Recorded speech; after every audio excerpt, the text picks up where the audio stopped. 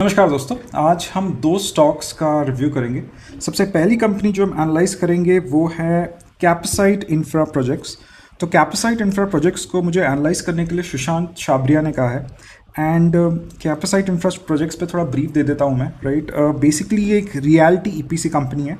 Normally जब भी हम ईपीसी कंपनीज एनालाइज करते हैं तो नॉर्मली ब्रिजेस या रोड्स बनाने वाली ईपीसी कंपनीज एनालाइज करते हैं। I mean we associate EPC companies with roads, bridges construction, या फिर जो पावर सेक्टर में जो केपेक्स हो रहा है, एंसिलरी पावर एंसिलरी कंपनीज जैसे ट्रांसरेल वगैरह है, तो वो ईपीसी कंपनीज, अद्वैत ईपीसी कंपनीज है। बट ये कंपनी थोड़ी हट के एक ईपीसी कंपनी है, ये एक रियलिटी ईपीसी कंपनी है। मतलब ये जो टॉप बिल्डर्स होते हैं, लोधा, डीएलएफ जैसे टॉप बिल्डर्स होते हैं, ब्रिगेड एंटरप्राइजेस, फिनिक्स, प्रेस्टीज वगैरह, ये जो टॉप बिल्डर्स होते हैं, ये लोग अपना कंस्ट्रक्शन का काम आउटसोर्स करते हैं B2B कॉन्ट्रैक्टर को। तो कैपेसाइट इंफ्रा प्रोजेक्ट्स एक end to end construction services provide करने वाली कंपनी होती है। जैसे जैसे टाइटन या फिर सेनको या फिर कल्याण ज्वेलर्स जैसे अपना डिजाइनिंग ऑफ ज्वेलरी एक स्काई गोल्ड को आउटसोर्स करते हैं, तो स्काई गोल्ड एक B2B कॉन्ट्रैक्ट मैन्युफैक्चरर है। उसी प्रकार कैपेसाइट इंफ्रा प्रोजेक्ट्स एक B2B कंस्ट्रक्शन सर्विसेज है। तो ये सिर्फ और सिर्फ बड़े प्लेयर्स या फिर बिल्डर्स के साथ काम करती है, गवर्नमेंट्स के साथ काम करती है, जैसे यहाँ पे मैंने मेंशन किया, और प्राइवेट बिल्डर्स के साथ भी काम करती है, राइट। तो स्मॉल कैप कंपनी है, 2533 करोड़ का मार्केट कैपिटलाइजेशन है इस कंपनी का। और ये जो आप फोटो में देख रहे हो, हाई राइज बिल्डिंग्स जो होते हैं, कॉम्प्लेक्सेस होते हैं, डेटा सेंटर्स वगैरह होते हैं, वो ये कंपनी बनाती है इन बिल्डर्स के लिए, right. So this is the 5 year stock chart of this company. तो 5 साल में कंपनी का जो स्टॉक प्राइस है काफ़ी ऊपर गया 5 साल में। जैसे बहुत सारी ईपीसी कंपनीज का स्टॉक प्राइस ऊपर गया, इस कंपनी का भी ऊपर गया।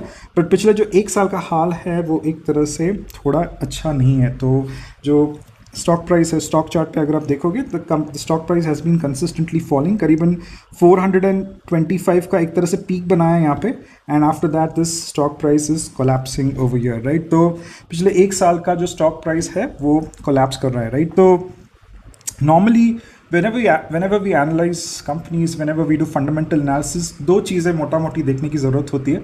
एक तो is there predictability of sales growth in the future, अगले 2 साल में क्या 25% सेल्स ग्रोथ ये कंपनी दे सकती है, राइट। ये एक चीज़ बहुत इंपॉर्टेंट होती है।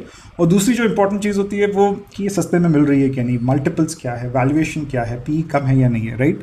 तो पिछले 1 साल का अगर मुझे हाल देना है तो EPS ग्रोथ 21% का, जो कि एक अच्छा EPS ग्रोथ है, राइट। बट स्टॉक प्राइस जो है, जैसे मैंने बताया, -19%, एक तरह से स्टॉक प्राइस कोलैप्स हुआ है, -19% से नीचे गया है। So the contribution of PE is -40। तो in other words there is no PE expansion that has happened in this company. Market ने इस कंपनी को लिक्विडिटी नहीं दी है फॉर मल्टीपल रीजंस। वो रीजंस क्या है? क्वालिटी है, ग्रोथ है, वैल्यू है, व्हाटएवर। वैल्यू तो नहीं हो सकता, क्वालिटी और ग्रोथ ही होता है। बट मार्केट ने एक तरह से इस कंपनी को वैल्यू नहीं दी है, एक तरह से लिक्विडिटी नहीं दी है, because the stock price goes up because of 2 reasons. एक तो PE एक्सपेंशन होता है या फिर EPS ग्रोथ होता है। तो EPS ग्रोथ 21% का डिसेंट EPS ग्रोथ दिख रहा है, but we do not see PE expansion in this company. एक तरह से PE कॉन्ट्रैक्ट हुआ है। इसमें 2 एस इन्वेस्टर्स इन्वेस्टेड हैं। एक तो मुकुल महावीर अग्रवाल है, जिन्होंने अपने स्टेक्स पिछले 2 से 3 क्वार्टर्स में कम किए हैं, और दूसरा एक विकास खेमानी है। Again this person has also reduced stakes in the last 2 to 3 quarters, right. तो पिछले 1 साल का हाल इतना सही नहीं है जितना 5 साल का था। 5 साल में काफ़ी स्टॉक प्राइस ऊपर गया था, राइट। तो if you look at the growth prospects of the company, right, तो if you look at the sales growth, we start with the profit growth. Profit growth 26% है, EPS growth 21% है। Normally we should look at EPS growth and not profit growth, क्योंकि अगर companies equity dilute नहीं करते हो तो EPS growth is normally equal to PAT growth और profit growth. But यहाँ पे थोड़ा माइनर इक्विटी डाइल्यूशन हुआ है, that's why the EPS growth is less than profit growth, right. तो profit growth is 26%, decent profit growth.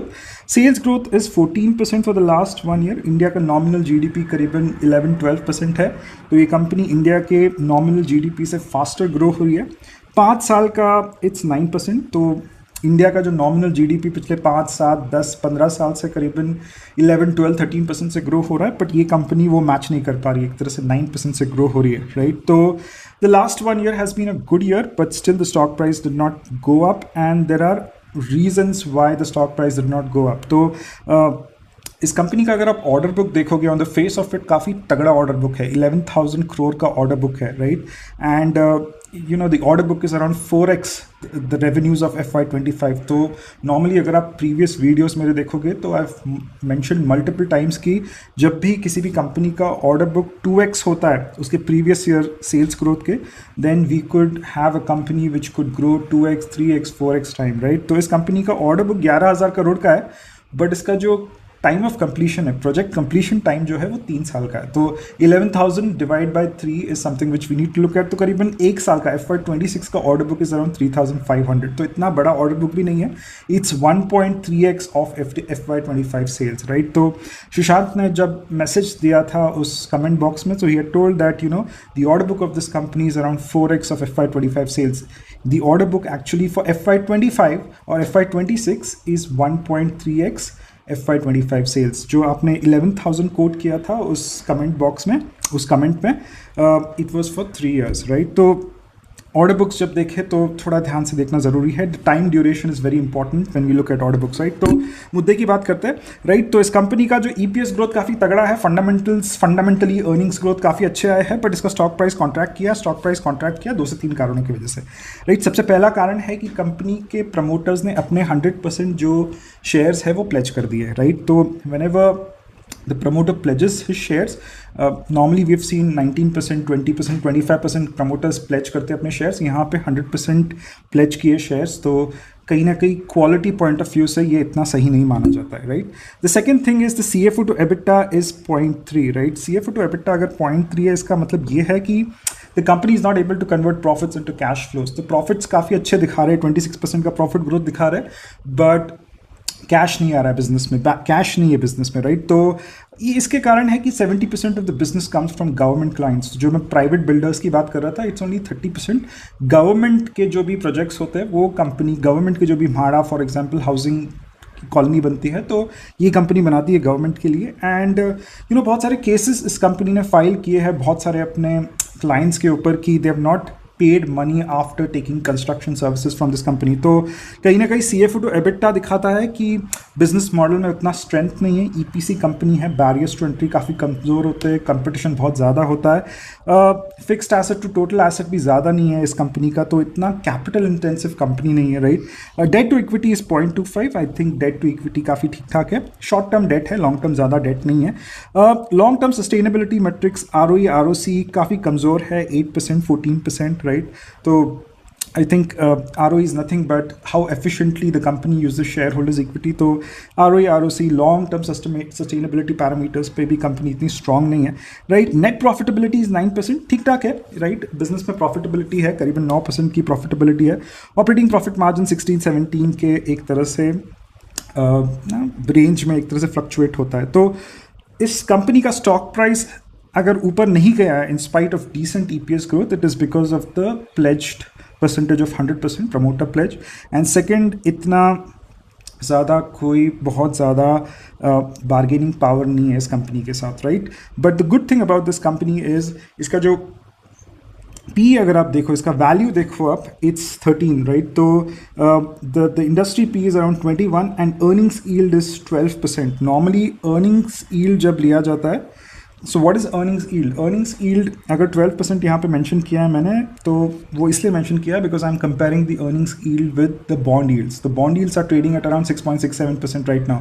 मतलब अगर एक इन्वेस्टर है, उसके पास 2 ऑप्शंस है, एक तो अर्निंग्स यील्ड जो कंपनी 12% दे रही है उसमें इन्वेस्ट करे, या फिर वो गवर्नमेंट के GSEC बॉन्ड्स होते हैं, गवर्नमेंट बॉन्ड्स होते हैं जो 6.67% एक तरह से रिटर्न्स दे रहे हैं, उनमें इन्वेस्ट करे। तो ऑब्वियसली कोई भी इन्वेस्टर जो है वो 12% में इन्वेस्ट करेगा, 6.67% पे इन्वेस्ट नहीं करेगा। तो कहने का अर्थ ये है कि इस कंपनी का वैल्यूएशन जो है वो काफ़ी it's on the cheaper side, right? So the guidance which the company has given is 20% sales growth and the EBITDA they want to maintain at 17%. तो मैंने कैलकुलेशन यहाँ पे कर दिया, नेट प्रॉफिटेबिलिटी मैंने उतना ही एक तरह से 9% का अज्यूम किया है।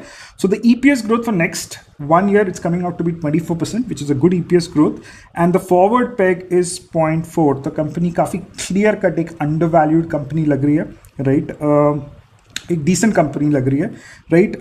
ग्रोथ हाइपर ग्रोथ नहीं है, डिसेंट ग्रोथ है, क्वालिटी ख़राब है क्योंकि प्रमोटर प्लेज है, बार्गेनिंग पावर नहीं है, बट सस्ती है. I mean it's 0.4, the forward PEG is 0.4. So if the company gives a guidance of 20% and the EPS growth is 25% for the next 1 year, then more और less अगर 25% EPS growth होता है companies का तो 1-2 साल में कंपनीज जो है स्टॉक प्राइस भी 25% कैगर से एक तरह से ग्रो हो ही जाता है, राइट. तो this is a good company, it's not a bad company, specially if one is looking at it from the value point of view, right? So this was a brief about Capacite Infra projects, guys. These are not stock recommendations. Please do your own research before you invest in the markets. मैं एक चीज़ कहना चाहता था कि मैंने बहुत सारे companies जो पिछले 2-2.5 महीनों में एनालाइज किए हैं.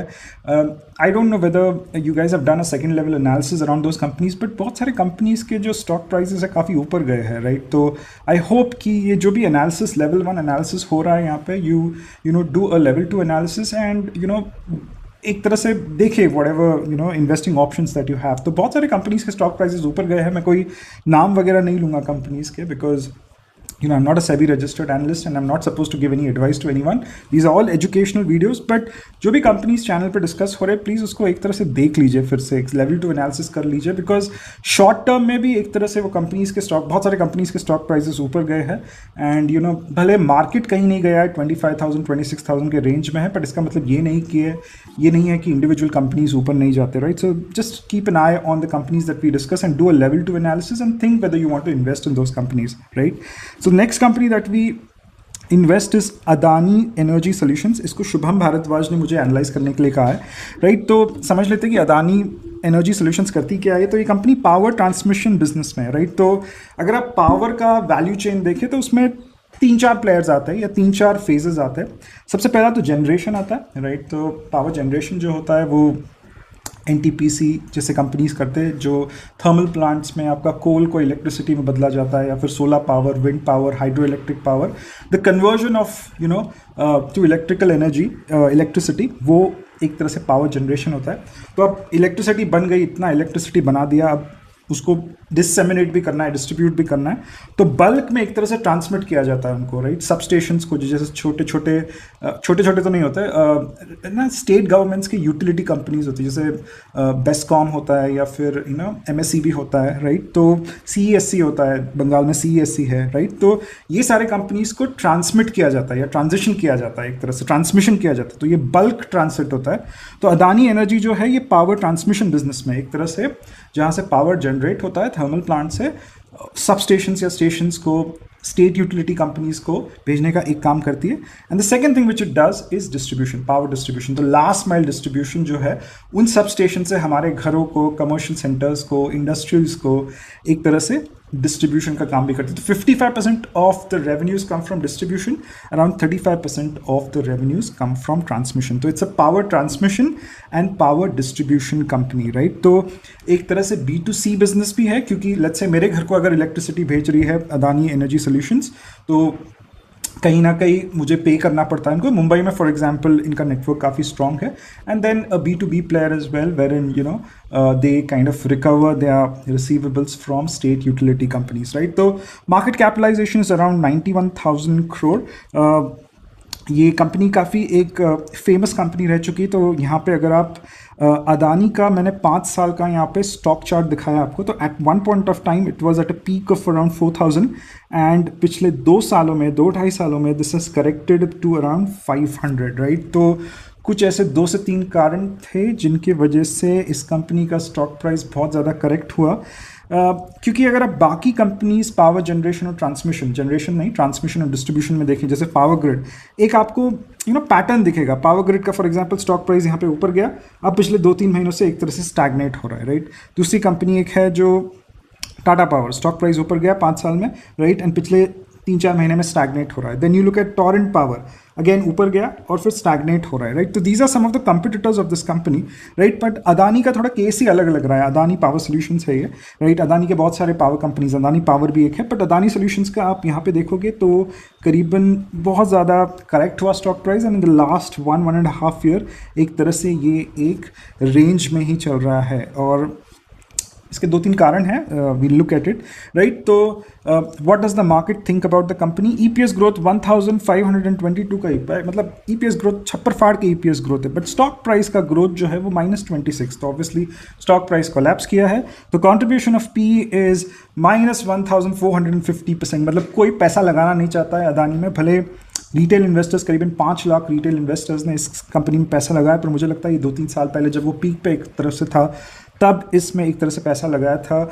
मुझे FIIs DIIs कोई बड़ा नहीं दिखा इसमें। LIC ने पैसा लगाया इसमें, राइट, काफ़ी स्ट्रेंज लगा मुझे, बट DII LIC ही मुझे देखा जिसने पैसा लगाया। मैं समझ सकता हूँ कि इस कंपनी को गवर्नमेंट का बैकिंग है कहीं ना कहीं, और LIC भी कहीं ना कहीं गवर्नमेंट बैक्ड एक ऑर्गेनाइजेशन ही है, तो उन्होंने इसमें पैसा लगाया, राइट। तो इस कंपनी का जो ग्रोथ है वो फिनोमिनल है, राइट। सेल्स ग्रोथ अगर आप पिछले साल का देखोगे 38% है, प्रॉफिट ग्रोथ 121% है, पिछले 5 साल का सेल्स ग्रोथ भी 16% है, प्रॉफिट ग्रोथ 26% है। दो अच्छी चीज़ें है, एक तो टेलविंड बहुत स्ट्रांग है पावर सेक्टर का, तो अगले 5 साल में इंडिया का जो पावर कैपेसिटी है, सप्लाई कैपेसिटी जो है करीबन 8% कैगर से ग्रो होने वाला है। तो करीबन now it's around 517 gigawatts, it would be around 837 gigawatts. तो ये करीबन 8% का कैगर ग्रोथ है, which is a very good kind of growth for a traditional sector like a power sector, right. और डिमांड भी करीबन उतना ही परसेंटेज से 7-8% से बढ़ेगा, because there are data centres coming out. पूरा ये इलेक्ट्रिफिकेशन हो रहा है, EV के गाड़ियाँ आ रही है, 4 व्हीलर्स 2 व्हीलर्स 3 व्हीलर्स, मतलब इकोनॉमी ग्रो हो रही है, तो एक तरह से पावर सेक्टर भी ग्रो हो रहा है, राइट। तो the demand and supply equation is fairly decent. Adani Power Solutions 8% market share है इस कंपनी का, प्राइवेट कंपनी है ये। The market leader obviously is Power Grid with around 50% market share. तो हाइपर ग्रोथ कंपनी है या फिर अच्छी ग्रोथ कंपनी है। स्मार्ट मीटरिंग कर रही है, स्मार्ट मीटरिंग के लिए करीबन 13,500 का केपेक्स कर रही है कंपनी, तो स्मार्ट मीटर्स बिठा रही है। This is kind of a futuristic solution, right. Tailwind जबरदस्त है, फ्यूचरिस्टिक सोल्यूशन है, बट फिर भी स्टॉक प्राइस नीचे टूटा है। इसके 2 इंपॉर्टेंट कारण थे। एक तो वो US एजेंसी जिसने एलिगेशन लगाए थे कॉर्पोरेट गवर्नेंस के, जिसकी वजह से इसका स्टॉक प्राइस टूटा था। Modi MOODY Moody and Fitch ने एक तरह से स्टॉक प्राइस या स्टॉक को, कंपनी को डाउनग्रेड किया था, जिसकी वजह से इसका स्टॉक प्राइस मेजरली टूटा था। तो प्रॉब्लम क्या होता है, ये कंपनीज जो होते हैं इनको बहुत डेट की जरूरत होती है। If you look at the debt over here, debt to equity it's 1.83। If the debt to equity for me is more than 0.5 then it's a big red flag for me. तो ये एक बहुत capital intensive kind of industry है। 55% है fixed asset to total asset, right, percentage. तो इनको date की, बहुत पैसे की हर वक्त ज़रूरत रहती है। इक्विटी डाइल्यूट कर करके ये कंपनीज थक जाते हैं, फिर एक तरह से बॉन्ड, NCDs या फिर बॉन्ड्स की ज़रूरत पड़ती है। तो इंटरनेशनल फिनेंस इंस्टीट्यूशन से कैपिटल रेज करना मुश्किल हो जाएगा इस कंपनी को, जब तक कि कॉर्पोरेट गवर्नेंस जैसी चीज़ें एक तरह से इस कंपनी को हॉन्ट कर रही होगी। तो कहीं ना कहीं मार्केट ने उस चीज़ को नोट किया, and that's where the stock price fell, right. Even if you look at the debt to equity is very very high, काफ़ी हाई डेट है, लॉन्ग टर्म डेट है, शॉर्ट टर्म डेट भी है company में, right. CFO to EBITDA काफ़ी solid है इस company का, 0.9 है। तो स्टेट यूटिलिटी कंपनीज के साथ काम कर रही है और उनसे एक तरह से पैसा भी निकाल रही है, तो काफ़ी बढ़िया बात है। बार्गेनिंग पावर है मॉडल में, बिजनेस मॉडल में। ROE ROC इज एवरेज 10%, 12% का एवरेज ROE ROC। बहुत ज़्यादा केपेक्स हो रहा है, that's why the profitability is not showing और is not evident in the sustainability metrics. ROE ROC sustainability metrics है, right. Net profitability margin is 9%, it's decent net profitability margin, right. इस company का एक और चीज़ है, डेट तो ज़्यादा है, एंड वो कॉर्पोरेट गवर्नेंस का इशू भी है। एक इसमें एक एवरेस्ट कॉम नाम का एक अबू धाबी का एक बहुत मेजर फंड था, तो उसने अपना स्टेक सेल किया, तो उसके वजह से थोड़ा और इन्वेस्टर्स का कॉन्फिडेंस हिल गया कि यार ये क्या हो रहा है, क्या नहीं हो रहा है यहाँ पे, राइट। तो फ्री कैश फ्लो कंपनी है, तो margin of safety point of view से ठीक ठाक लग रही है। PE इज 38, तो अगर आप यहाँ पे देखोगे, right, the PE at one point of time was 99 and it has corrected to around 38. Industry PE is also 38, right. Earnings yield से काफ़ी क्लियर कट समझ में आ रहा है कि ये अंडरवैल्यूड कंपनी तो नहीं है। जैसे मैंने कहा कि गवर्नमेंट सिक्योरिटीज़ के जो बॉन्ड्स के यील्ड्स है 6.67% के हैं, और ये कंपनी अर्निंग्स यील्ड 4% का है। तो if you look at the stock chart over here, मुझे लगता है कि for the next couple of quarters, मुझे लगता है कि कंपनी थोड़ा ओवर वैल्यूड है। For the next couple of quarters, the stock price will be flattish, but I think at some point in the future will come, when the stock price will start going up, because growth है इस company में। Value भले थोड़ा ठीक नहीं है, corporate governance के वगैरह इश्यूज है, बट ग्रोथ है, और धीरे धीरे करेक्ट होकर इसका स्टॉक प्राइस जो है उसका पी जो है कम होके 99 से करीबन 38 तक आया है. So the P has corrected a lot and I think it's a hyper growth company because there is a lot of tailwind in this sector. तो अगर सेक्टर अगर 8-9% से ग्रो हो रहा है तो ऐसे बहुत सारे कंपनीज मिल जाएंगे जो 2x 3x 4x time sector से ग्रो करेंगे. And I think Adani would be one of Adani Energy Solutions would be one of those companies. So it's a good company.